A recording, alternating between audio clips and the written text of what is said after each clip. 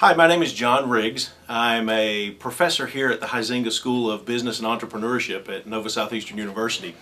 One of the interesting topics that we're often asked about in the School of Business, and primarily as it relates to sales and sales management, is the issue of accountability.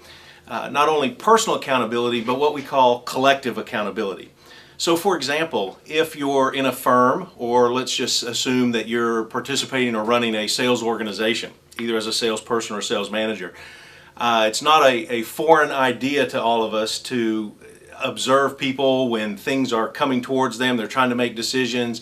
They're trying to possibly accelerate their sales force effectiveness. When we're finding bumps in the road, stumbling blocks, how often do we see maybe ourselves, certainly, as well as our colleagues, begin to shirk somewhat of our personal accountability? And what I mean by that is when something comes up, how often do we say, it wasn't my fault, I couldn't get my part done because of so-and-so, or because of this reason, or because of this market reason. It's not my job, that's why I didn't take the responsibility for full accountability of whatever the situation was. So really the topic that we're speaking of is referred to as getting results through not only individual accountability, but also organizational accountability. So let me expand a little bit by giving you a definition. And the technical definition that we like to use when we're discussing this topic is only when the person assumes full accountability for our thoughts, our feelings, our actions, can we really direct the results that we're striving for. So in a broader sense, if I can just paint maybe a picture for you of what is referred to by some, and in the popular press is a really good resource that refers to a topic called the Oz principle. And let me just share with you a little bit of that content. They use an analogy of above the line and below the line accountability or behaviors towards accountability. So for example, the authors of the Oz principle refer to below the line accountability, where many of us will find ourselves saying, that's not my job, or they will kind of quote unquote cover your tail for making excuses for why some result is not occurring.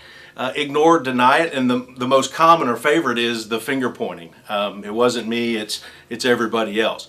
The above the line concept in that analogy is where people are encouraged and there's a systematic process to get us above the line, such that we not only see what the issue is, but we own it, solve it, and do it.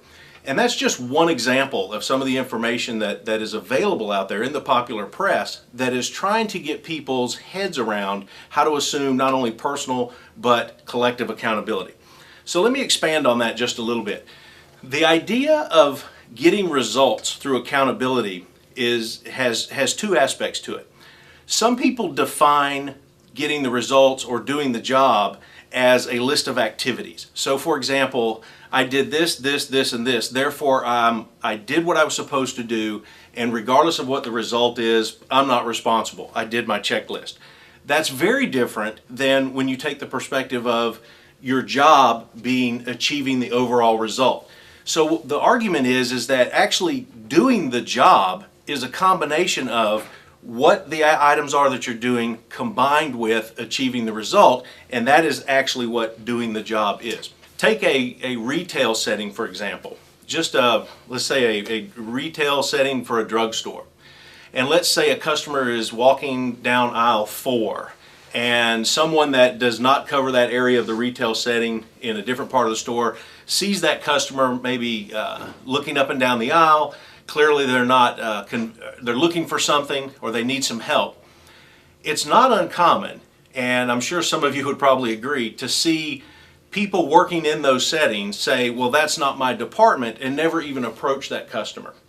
Whereas you see some of the, as what we would call some of the best companies in the industry, in various industries, how they have a collective accountability within their retail setting, where it doesn't matter if you work on the front end, if it's a grocery store, you work in the meat department, you work in the deli, you work in a pharmacy. It doesn't matter.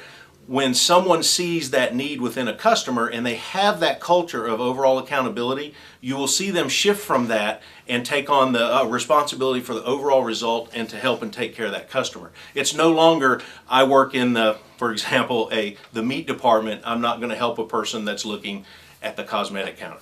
So along those lines, what I'm describing for you is this delineation between what would be typically known as a job description versus what would be a performance expectation. So thank you for listening. I hope that is some interesting perspectives on some stuff that you may have not thought about before. And thank you very much.